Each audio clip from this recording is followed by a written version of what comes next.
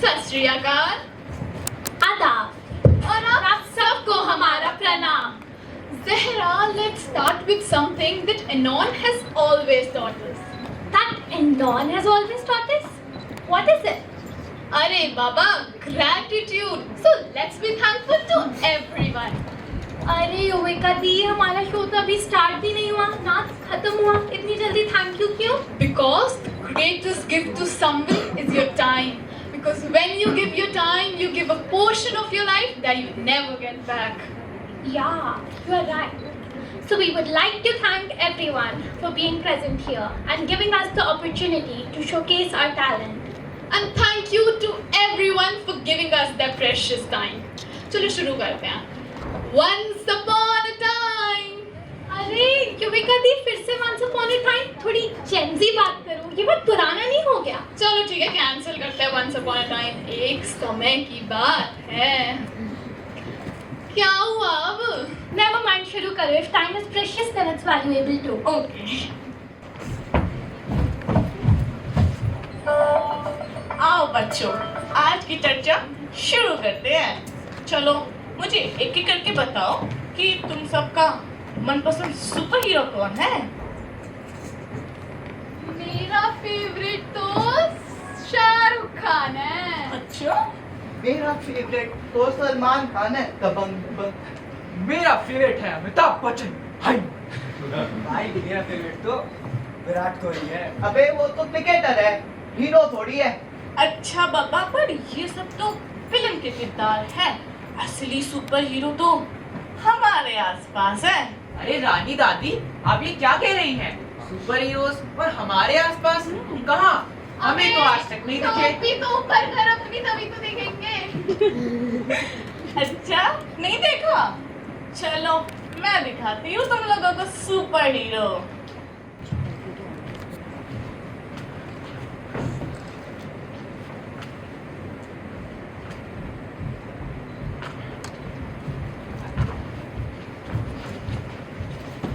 अरे इस भारी धूप में तो फसलों का उगाना मुश्किल सा लग रहा है.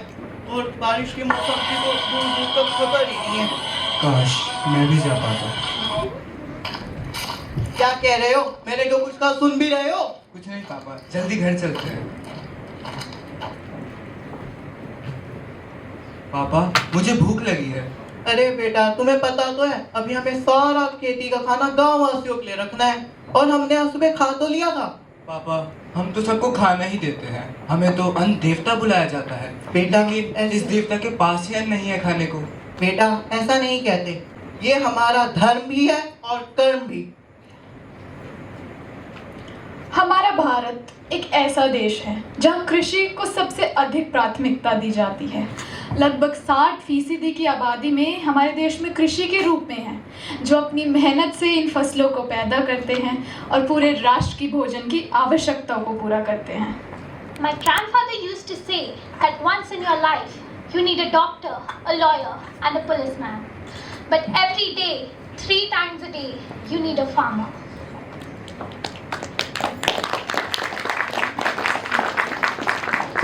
मिट्टी में एक ऐसी ताकत है जो हर एक इंसानी के जहन में बसती है. राष्ट्रभक्ति.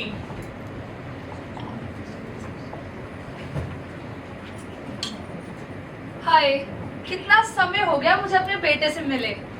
कितनी याद आती है उसकी.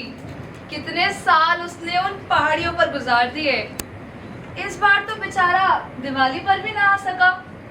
सही कहती हो माँ, हमारी शादी को भी कितने साल हो गए, परंतु उनके साथ वक्त बिताने का तो समय ही नहीं मिला. मम्मी, मुझे पापा पे पूरा विश्वास है.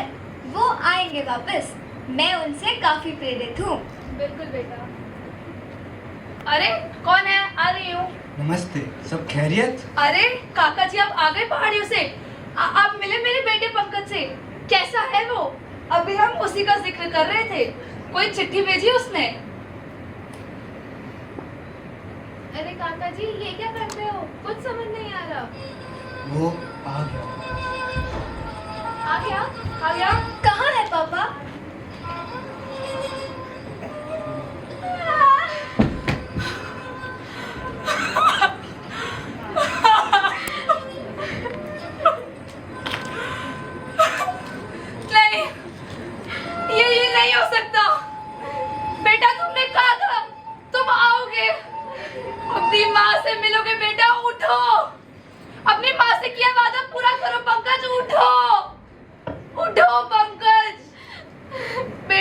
दो पंकज।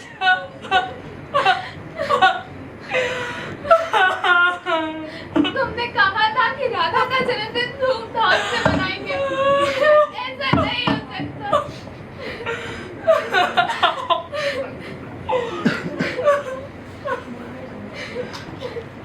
मेरे पापा ने इस देश के लिए अपनी जान दी। अरे ओ प्रियतमा, अगर ये चिट्ठी तुम पढ़ रही हो इसका मतलब ये मैं देश के लिए अमर हो चुका हूँ। सुनो, शायद मैं लौट के वापस नहीं आऊँगा, लेकिन अगर आया तो केसरी रंग के कफन में अपने आप को लपेट लाऊंगा।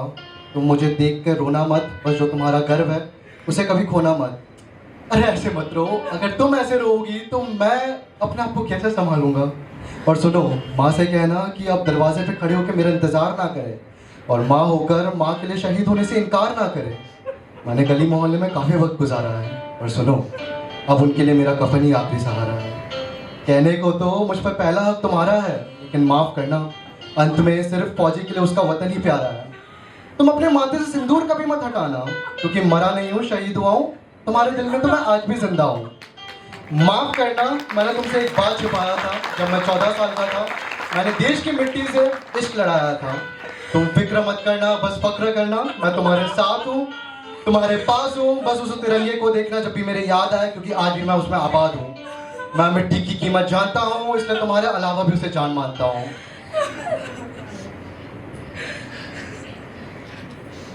मेरे पापा ने इस देश के लिए अपनी जान दी। पापा, अब देखना, आपका ये सीना मैं फक्र से ऊंचा रखूंगी। सारे सुनो, मैं बड़े होकर एक आर्मी अफसर बनूंगी और अपने देश का नाम रोशन करूंगी। बात सुनी? अबे तू लड़की है, तू कैसे जाएगी आर्मी में? लड़की तो सिर्फ खाना बनाती है और मेकअप करती है। कभी बंदूक देखी भी है? डोल पकड़ लेने से बंदूक नहीं पकड़ी जाती।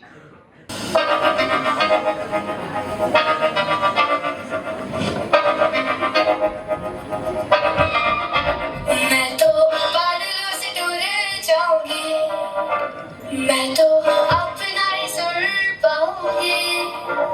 है जो क्रेजी क्रेजी सपने मेरे, सारे चुन के मैं भूल आऊंगी।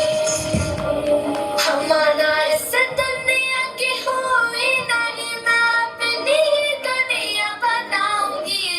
कि जिंदगी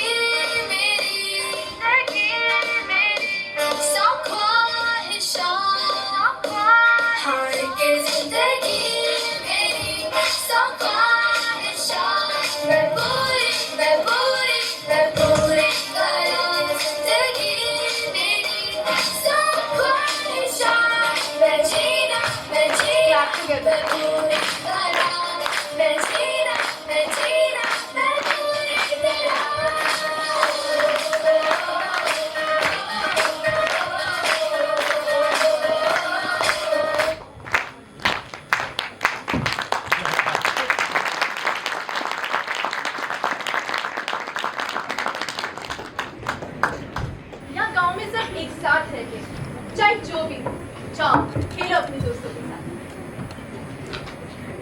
अबे हाथ से खेलेगा क्या? अबे ये गिल्ली डंडा थोड़ी है। एक हाथ से कैसे खेलेगा? पकड़ पकड़। अरे अर्जुन, क्या हुआ बेटा? माँ, मुझे लगता है मैं अपने दोस्तों के साथ कभी नहीं खेल सकता। बेटा, हर किसी में अलग खूबी होती है। तुम्हें अपने असली रूप को चमकाना होगा। चलो, मन हल्का करते हैं, मार्केट चलते हैं और खीर क्रीम खाते हैं। Next time.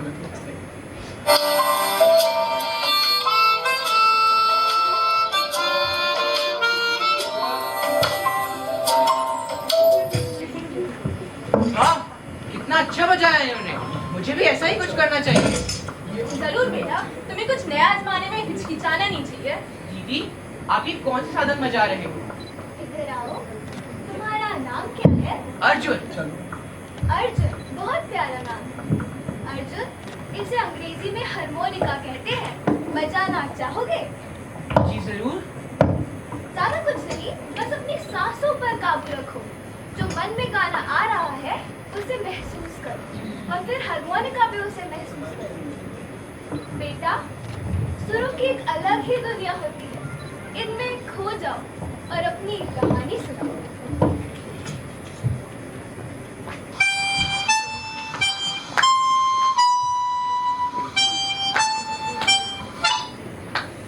बहुत प्यारा बजाया बेटा। नहीं माँ, मुझसे ये भी नहीं होगा। आखिर में सब गड़बड़ हो गया। बेटा, हर सुर में छुपा एक खास जादू है। तुम बस उसे खुल के महसूस होने दो। क्या मुझसे हारमोनिका सीखना चाहोगे? हाँ, पर मैं अलग हूँ। क्या मैं सीख सकता हूँ? संगीत में अलग होना ही खास होता है। चलो, मैं तुम्हें कुछ सिखाती हूँ।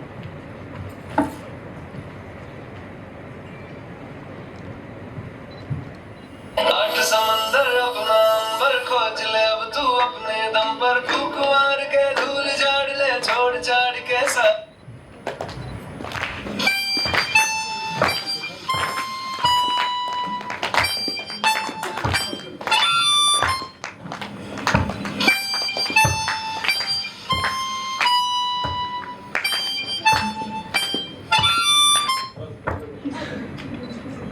वाह भाई, बहुत प्यारा बजाया तुमने।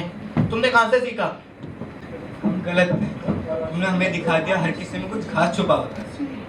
अरे छोड़ो पुरानी बातें, आओ एक नई शुरुआत करते हैं। क्योंकि कभी कभी एक धुन ही एक कहानी सुना देती है जो शब्दों से ज्यादा कह देती है।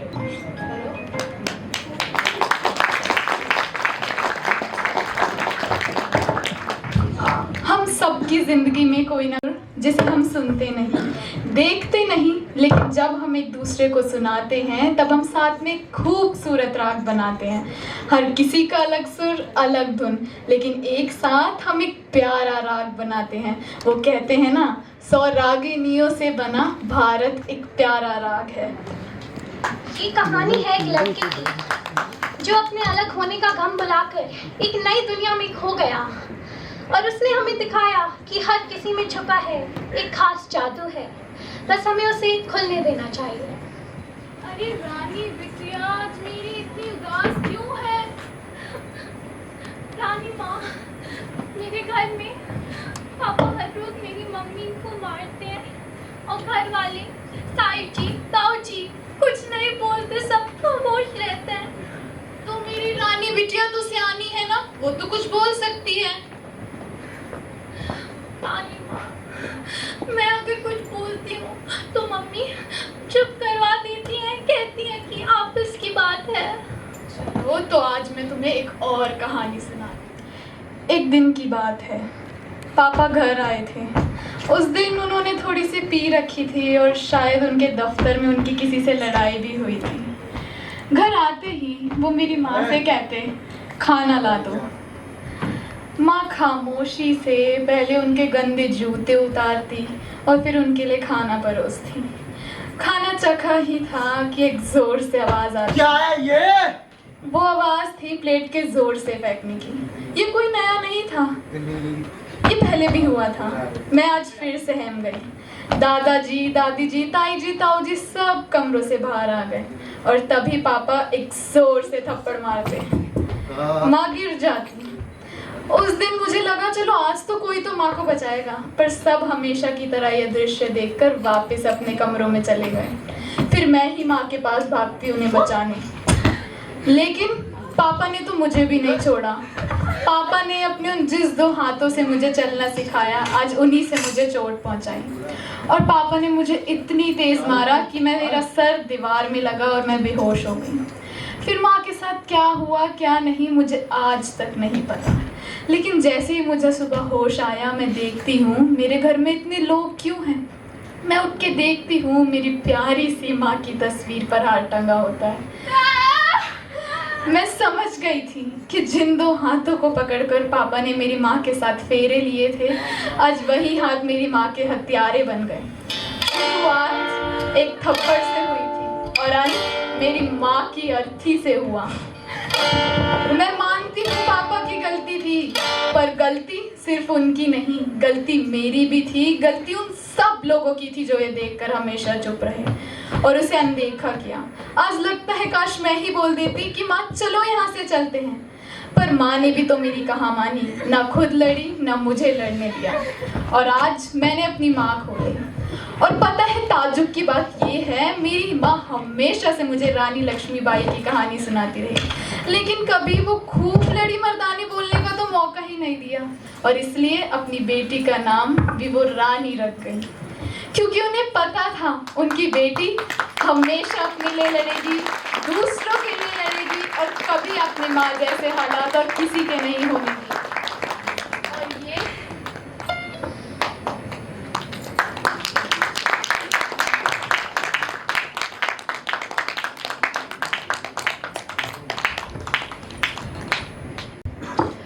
Hit me once, hit me twice.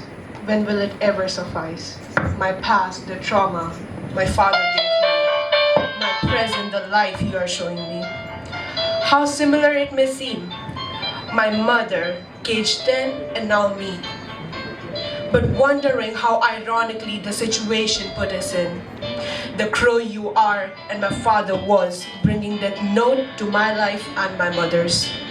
While the clever mind of yours blind the others with the portrayal of being a lover. So let the past ignite with the woods and the dance with eyes where strength collides. Hit me once, hit me twice, when will it ever suffice? When you'll see me dead in the color red, or when you'll hear my shouts for help out loud. For in the echoes of courage, loud and clear, the shout for help turns to a triumphant cheer. Thank you. Alright. So it's been seen out of 4 women or individuals, 3 are the victims of domestic. It's time to break the violence, to stand together and say no more. No more excuses. No more turning a blind eye. It's time to create a world with love without any fear. Where home is sanctuary for all. And you know what? The opposite of hero is not a villain. It's a standby who's standing there, witnessing the whole scene and still not raising a voice, still not giving hand, and providing a ray of hope for someone. Our freedom heroes fought for our rights, and now it's our turn to keep them alive. Now, let's just introduce to the heroes of our play who made it to the day. First of all, let's start with the playwriters, Zahra, Yuvika, and Siddhant Bhaiya. Now, the actual heroes who executed it: Tanya, Khyati, Vaishnavi, Gunika, Jia, Manisha, Kush, Nikunj, Parth, Maham, and our Smita ma'am. Thank you everybody, and let's give a farewell